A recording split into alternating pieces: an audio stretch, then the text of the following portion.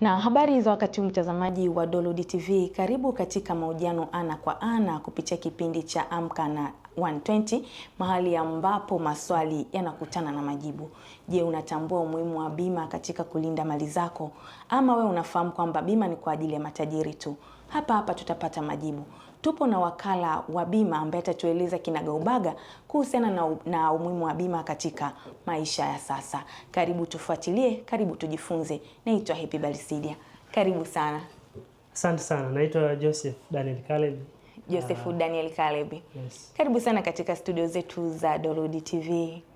Mzima wewe? Mimi ni mzima kabisa. Umeamka salama? Niko salama. Wewe ni Simba Yanga? Nyama. Wewe mnyama? Nyama hapa. Kwa ndo kati ya wale watu ambao jana walikuwa walilala vibaya kufurahia matokeo. Na furaha ya kutosha kabisa kabisa, na furaha ghafla ikakatwa. Hongera, lakini hata kuvunja ule uteja wa kufungwa mara kwa mara. Asante sana. Nayo ni mafanikio makubwa. Ni kweli. Nikukaribishe tena katika studio zetu za Dolody TV. Asante sana, nashukuru. Kama ambavyo nimetambulisha kwa mashabiki wetu, watazamaji wetu, kwamba tunaenda kujadiliana kuhusiana na bima. Nawe ni wakala wa bima. Pengine ungejitambulisha watu waweze kukufahamu kwa kirefu kidogo. Asante sana. Majina yangu kama nilivyokwisha kutangulia kusema, mimi ni Joseph Daniel Caleb.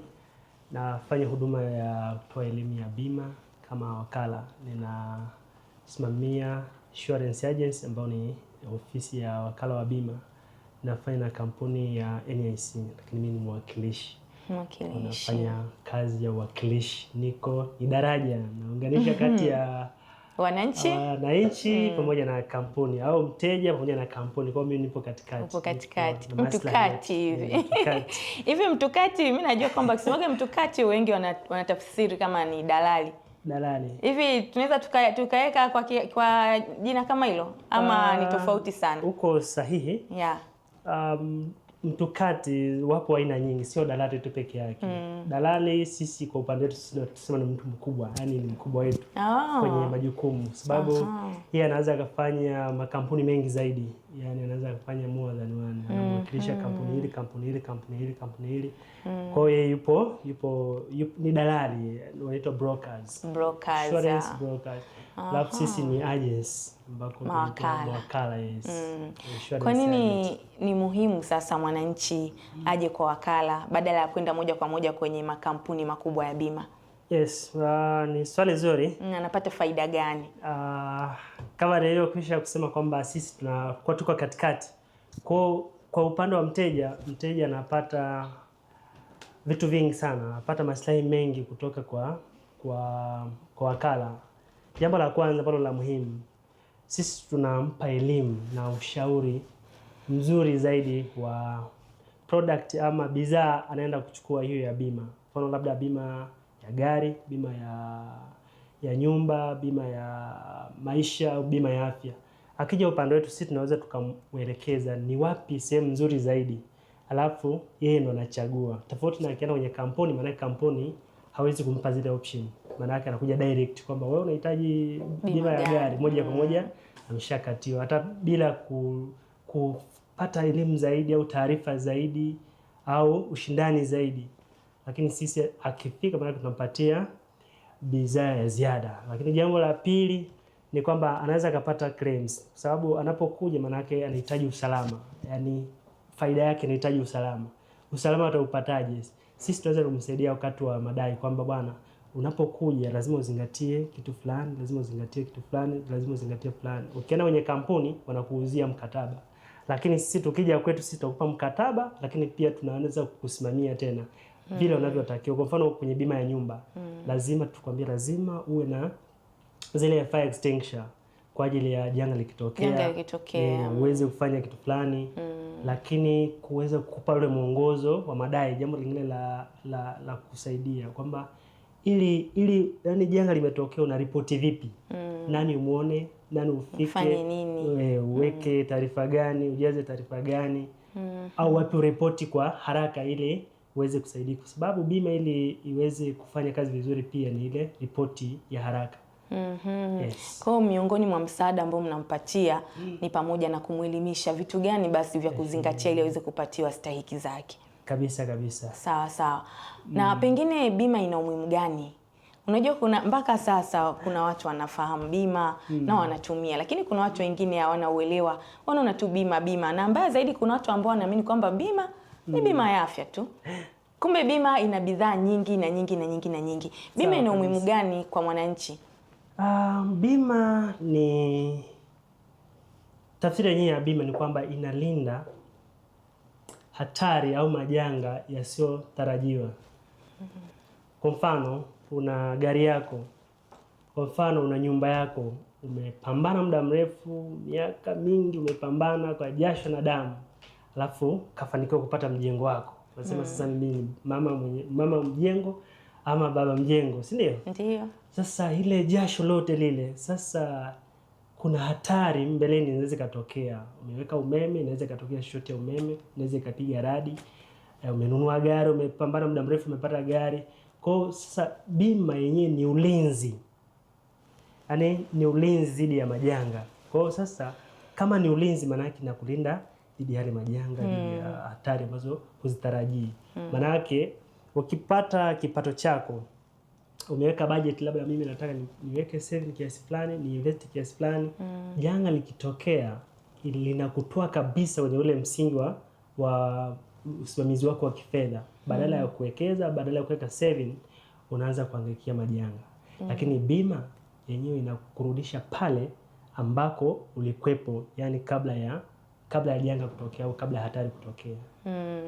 Na pengine bima inamtofautisha vipi mfanyabiashara mkubwa na mdogo na wakati? Kuna tofautishwa na kitu gani hapo? Kwa upande wa bima za biashara, manake tunahitaji kupata zile taarifa za mauzo. Taarifa za mauzo zipoje? Manake hauangalii kwamba hii stock ipo hivi, au ili duka liko hivi, au hii biashara yake inaenda hivi, yani hatukadirii.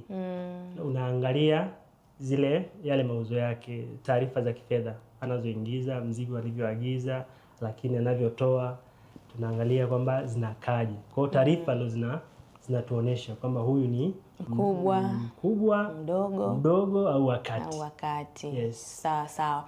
Na mtazamaji wa Dolody TV, hii ni Amka na 120 na tupo kwenye mahojiano ana kwa ana. Tupo na wakala wa bima ambaye anatueleza kinaga ubaga kuhusiana na umuhimu wa bima, lakini yale yote ambayo ni muhimu na unapaswa kuyafahamu kupitia kipindi chako cha mahojiano ana kwa ana. Usitoke, kaa nasi uendelee kujifunza. Na katika maelezo yako Bwana Joseph, umetuambia kwamba mnawasaidia kuwapa elimu ni vitu gani basi waweze kuvifanya na kuweza kupata msaada wa haraka. Labda ungetuambia kwa mtiririko, mimi nimekata bima, labda nimeunguliwa na nyumba. Ni vigezo vipi ama vitu vipi, hatua zipi ambazo naweza nikazifanya mpaka kuweza kufikia hatua ya kupokea malipo yangu? Okay, ukiwa umebima nyumba yako, manake kuna taarifa ambazo umezitoa. Mimi nyumba yangu ni ya thamani kiasi fulani, alafu labda inahitaji labda ulinzi ndani ya mwaka mmoja, maana unakadiriwa kwamba unatakiwa ulipe kiasi fulani. Umeshalipa kwa wakati, alafu umemaliza kila kitu, maana tayari wewe una bima. Alafu tukio limetokea. Tukio likishatokea, maana yake tunahitaji zile taarifa za kuripoti. Lakini kabla ya kuripoti, maana yake lazima kuna action ambazo unazifanya. Huwezi kupata nyumba, yani ni nyumba yako, alafu imeungua, alafu umekaa unakunywa kahawa, umetulia zako. Lazima upate zile reaction. Kuna fire extinguisher, maana yake umeitumia, labda source ya moto ipo jikoni. Unapeleka fire extinguisher ili ujaribu kufanyaje?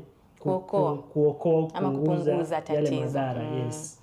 Maana yake unapokuwa unaripoti tayari kuna action umefanya. Action ya pili baada ya kuwa umefanya ili namna ya kuokoa, maana yake wewe imekuzidi, unapiga fire. Fire inakuwa ni shahidi mwingine anayefuata kwamba bwana, mimi nimewasiliana na fire. Wakifika, maana yake wana uwezo fulani wa kuokoa. Yani sio total loss, yani sio kwamba ni lote hasara ya moja kwa moja. Hasara ya moja kwa moja. Maana yake wanapokuja kulipa, maana yake wanaangalia hii inafaa kwa matengenezo, yani kurepair, ama haiwezi kurepair, tuanze kujenga upya, si ndio? Kwa hiyo sasa wewe, kuna principle moja au kanuni moja ya bima, lazima uwe na interest na ile nini, ile kile kitu, yani uwe mmiliki halali na unakithamini kwamba wewe ni pati ya hicho kitu, kwamba umejaribu kukiokoa, si ndio? Kwa hiyo sasa ukishafanya zile hatua, sasa unaripoti wapi? Kwenye kampuni yako ya bima, aidha kampuni kwa bima ama wakala. Wakala ndo anaweza kukusaidia sasa kukuelekeza. Jambo likitokea, wakati mwingine unaweza ukapanic, wakati mwingine ni stress, ukifikiria unaanza kusahau. Kwa hiyo unaweza kumtumia wakala, bwana wakala, mimi nimepata changamoto, nyumba yangu ulivyonisaidia kwa bima imepata hatari hii. Sasa wakala sasa wakati huo anachukua nafasi. Bwana, mimi nitaripoti wapi? Nitaripoti kwenye kampuni husika ambako tumeukatia bima. Lakini wewe anza kufanya yale maandalizi. Yaani shughuli zingine kama za kuzima moto, kuita majirani, kufanyaje, kupiga fire, zile nini, kupiga na wale mapolisi kwa ajili ya fire wajua zima moto tunawaita.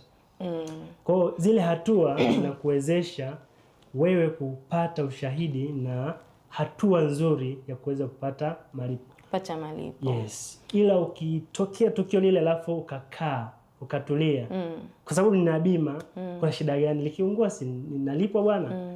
Inachukua labda mpaka kesho ama kesho kutwa. Kuna kitu wengine hawajali wende kwenye ile muda, mtu asio punctuality. Anapiga. Kwa hiyo inawezekana mtu akabainika kwamba kuchukua jitihada zozote. Akagumiwa kupewa malipo yake ya bima. Yes. Ndio vitu na hisi ndio vitu ambavyo vinaleta malalamiko kwamba bima hawalipi, bima sio, wengi wanasema machapeli, wengine nini. Kwa hiyo kumbe kuna masharti ambayo yanakuwa yamevunjwa. Kuna masharti. Yaani bima ni, kwa nini bima sio game kama magame mengine ya mfano labda gambling, ile kamari.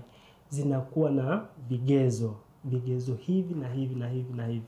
Kwamba wanapokuja kwanza, wanapochunguza kwamba hii thamani labda ni sawa, kuna fire extinguisher ipo, kuna kitu fulani kipo, kuna kitu fulani kipo. Maana yake sasa ni utaratibu. Okay, wanatakiwa wajiridhishe kwanza.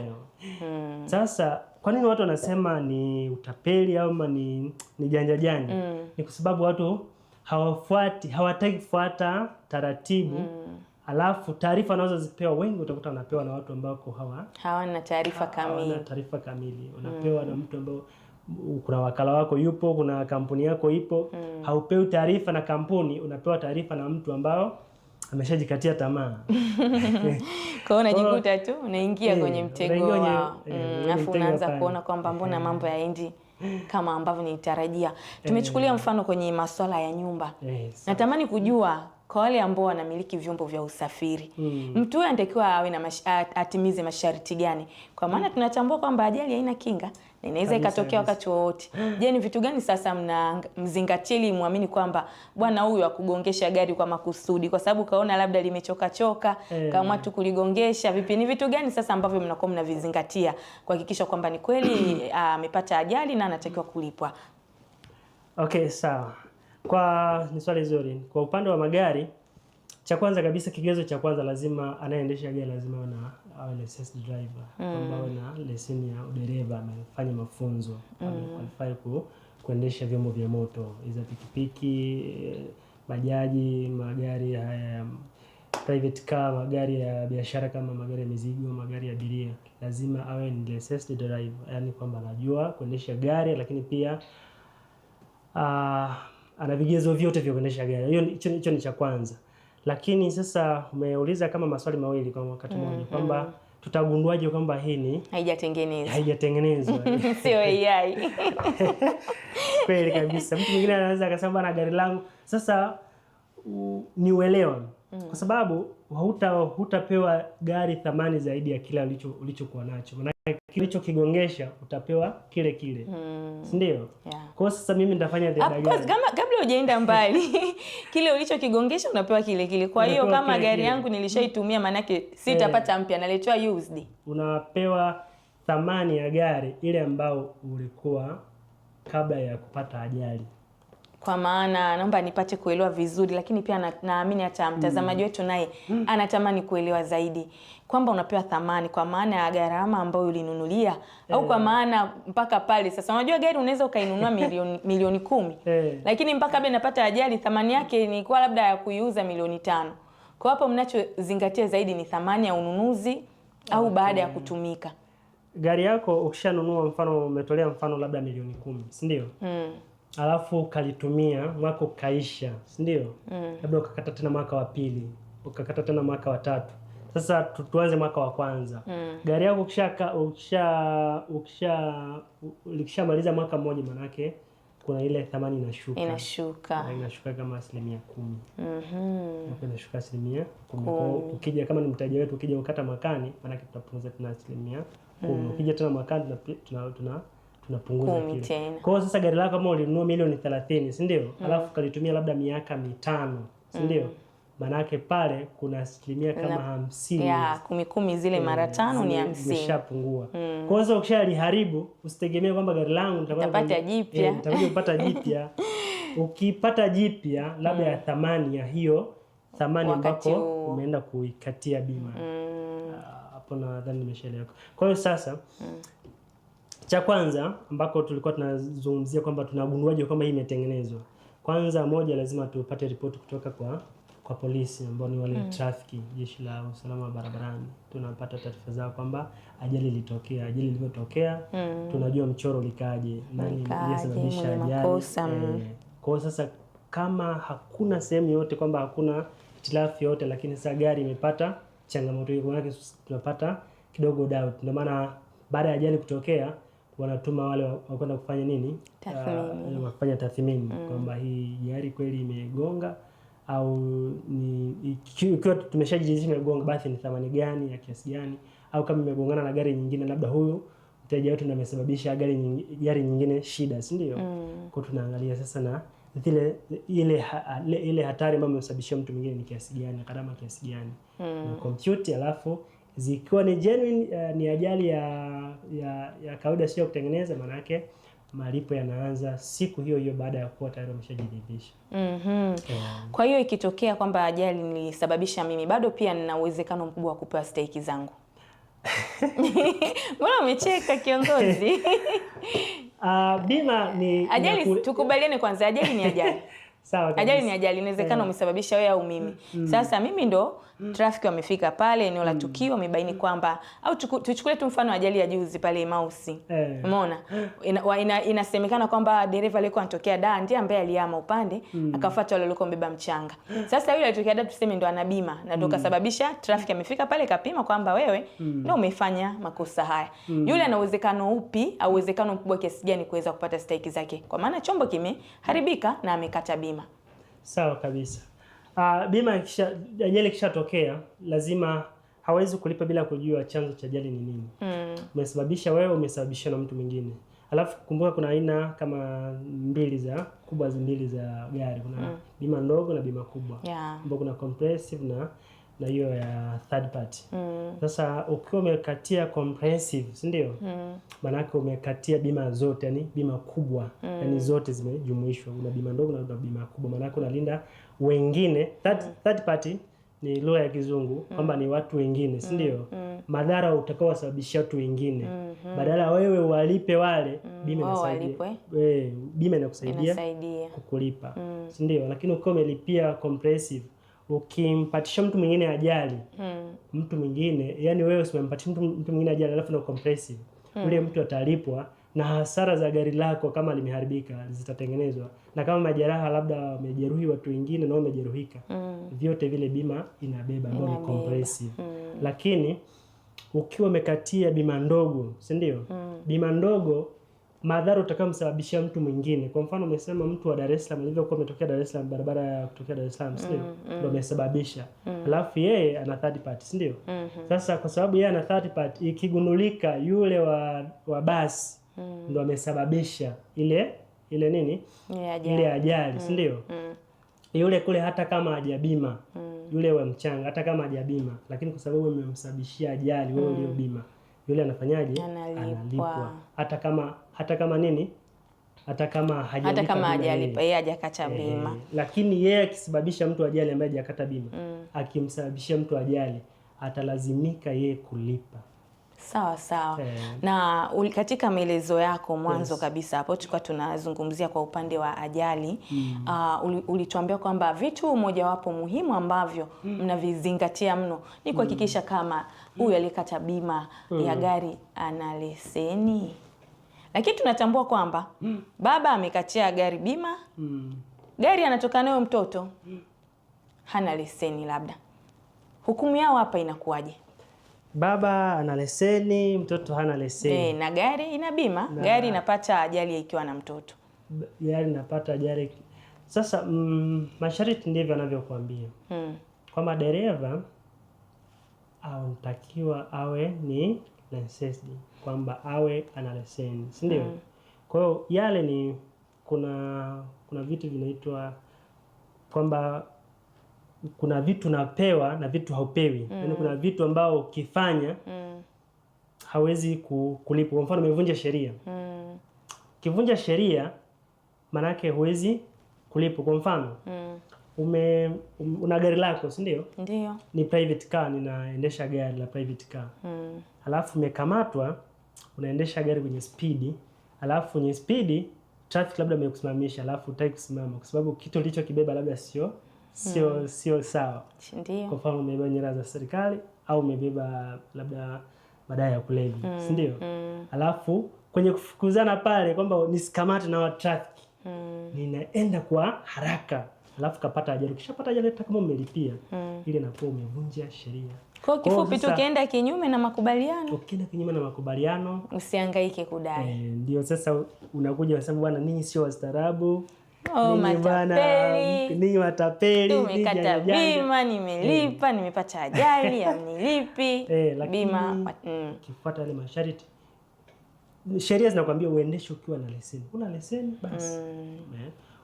Lakini kuna swali lingine sasa mtazamaji anaweza kutuuliza sasa, kwa mfano mimi nimekata bima labda linafanana na hilo. Mimi nimekata bima na leseni, lakini mtu mwingine akaja kuendesha gari labda kwa nimekatia bima kubwa comprehensive, sio? Alafu anayeendesha ana chini ya miaka 25. Kuna namna kuna kiwango cha umri? Kuna kiwango cha umri. Utatuambia hapo baadaye. Kuna kiwango cha umri ambako unaweza ukatueleza tu afu usisahau ulipokuwa unaongea. Kuna asilimia kidogo waga zinaongezeka. Kwa mfano ukitaka kukatia bima kwa comprehensive, wakati atakaye kuja kuendesha anatakiwa aendeshe akiwa na miaka 25. Kuna kiasi ambako unaongeza kidogo. Kwa sababu gani? Tuna perception kwamba kuanzia miaka 25 kwenda juu kuna baadhi ya mihemko inakuwa imepungua, lakini miaka chini ya 25 pale mihemko inakuwa ni mikubwa. Lakini sheria inamtambua mtu mzima kuanzia miaka 18. Kwa nini mkaenda mpaka 25? Sawa kabisa. Sasa 25 ni ule mtazamo kwamba ile mihemko sio utu uzima, lakini wanaitaga zile foolish age. Kwa sababu yani miaka 18 pale yani unaweza ukaendesha yani ile control hauna. Yani unaenda speed, unaweza ukawa unataka labda nishindane na fulani. Au nataka ni overtake labda magari 5, yani kwa yani sina haraka yote, sina ninapofika, lakini ule muhimu. Lakini baada ya miaka 25 naamini kwamba shakomaa kiakili. Shakomaa, nishaanza kuresolve vizuri kabisa kwamba sitaki nifanye hivi, natakiwa labda wakati mwingine nianze kuwajibika kwenye majukumu ya familia Sawa. Ila ni percent kidogo ambazo zinaongezeka. Pengine mwitikio ukoje kwa Watanzania, wanaielewa bima ama ikoje? Watu mwamko uko vipi wale ambao wanakuja kujiandikisha kwa ajili ya bima? Asante sana. Mwamko bado ni mdogo. Kwa wanaoelewa mwamko sio mbaya, uko vizuri. Lakini idadi kubwa ya watu wa Tanzania bado sio waelewa kwa upande wa bima. Kwa nini nasema sio waelewa? Mara nyingi watu wakija wanakataa bima ndogo, yani wanapendelea bima ndogo kwa sababu kwanza ile ni sharti. Bima ndogo ile third party ni sharti. Ukisikia huwezi kuendesha gari bila kuwa na bima, inayozungumziwa pale ni ile bima ndogo. Kwa sasa mtu anakata bima ndogo ili kusudi kwamba nikwepe traffic nini, wale wakwepe mapolisi barabarani, sinifanyaje. Kwa hiyo unaangalia uelewa bado ni mdogo. Unahitaji kufikia, yani elimu bado inahitajika kufika kwa watu wengi ili waelewe muhimu. Kabisa. Sawa sawa, pengine changamoto zipi kubwa ambazo mnakutana nazo zaidi katika utekelezaji wa majukumu yenu? Asante sana. Changamoto tulizo nazo, changamoto kubwa inatokana na hiyo ambayo tumetoka kusema sasa hivi kwamba uelewa elimu bado ni ndogo, lakini kwa sisi mawakala wa bima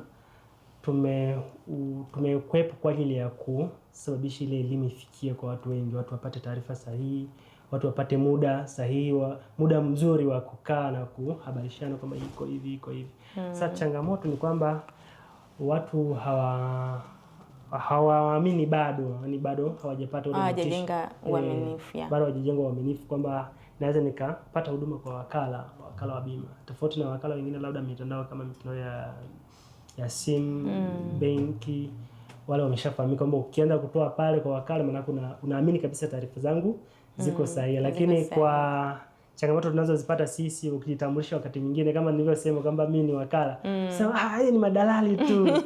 Kwamba hata jina lenyewe mwanzo hata jina lenyewe kwamba limekaa kama kidalali fulani, kwamba wameshana labda dalali labda wana namna fulani, lakini ni ukweli ni biashara, ni watu ambao wanasaidia kuweka hizo huduma, ila changamoto tunazozipatia ndizo bado hatuaminiwi na ndio hivyo. Na kuaminika. Sawa sawa.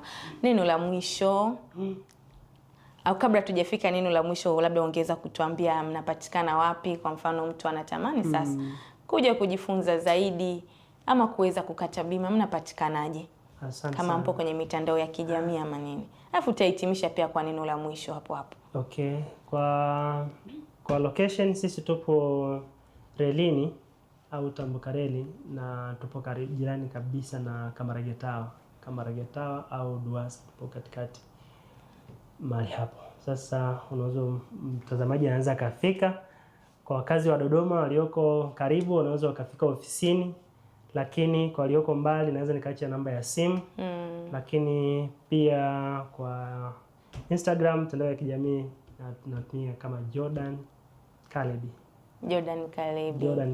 lakini kwa namba ya simu ni 0768 90 22 81. Hiyo ni kwa upande wa simu. Lakini kama mtu akitaka kufahamu zaidi, bahati nzuri sasa hivi inafanyika online. Tunaweza kaa yuko mbali, kwa mfano kama hizi third party nyingi tunazifanyia kwa njia online. Tunapata taarifa zake, na plate number, namba ya simu, namba TIN number pamoja na majina yake, basi tunakamilisha tayari, tunashamwandikisha yuko active. Jambo la mwisho sasa. Ama nimekukatili? Kuna jambo litaka kuongea? Hapana. Sawa. Ni jambo la mwisho ambalo labda nihitimishe. Jambo la mwisho ambalo naweza nikasema kwamba Watanzania wengi tupate fursa za kujifunza.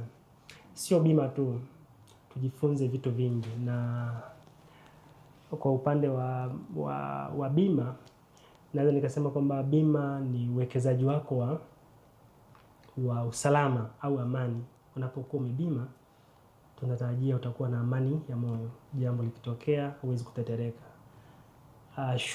Au chukulia kwamba umepata ajali barabarani, alafu umepata zile stress, namna ya kuendelea sana safari. Wakati mwingine unaweza kusababisha ajali zingine kwa sababu una stress, si ndio?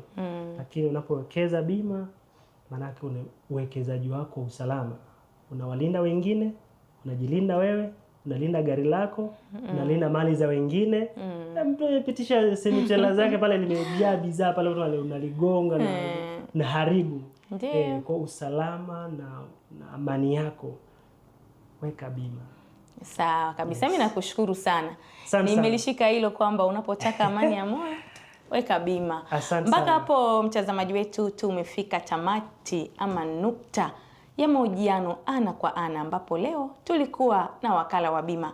Bila shaka umejifunza mengi, umeelewa mengi, lakini pia ameacha namba za simu ama mawasiliano ambayo unaweza ukawasiliana naye kwa ajili ya kuweza kujifunza zaidi. Hatuna tena la ziada. Ulikuwa naye Mwamuzi kuanzia katika uchambuzi wa michezo kupitia kipindi hiki cha Amka na 120, na tukahitimisha na mahojiano ana kwa ana ambayo nilikuletea mimi Happy Balisidia binti mdadisi. Tumeweza kudadisi vitu vingi na bila shaka umeweza kuvipata. Hatuna tena la ziada. Endelea kutufuatilia kwenye mitandao yetu ya kijamii.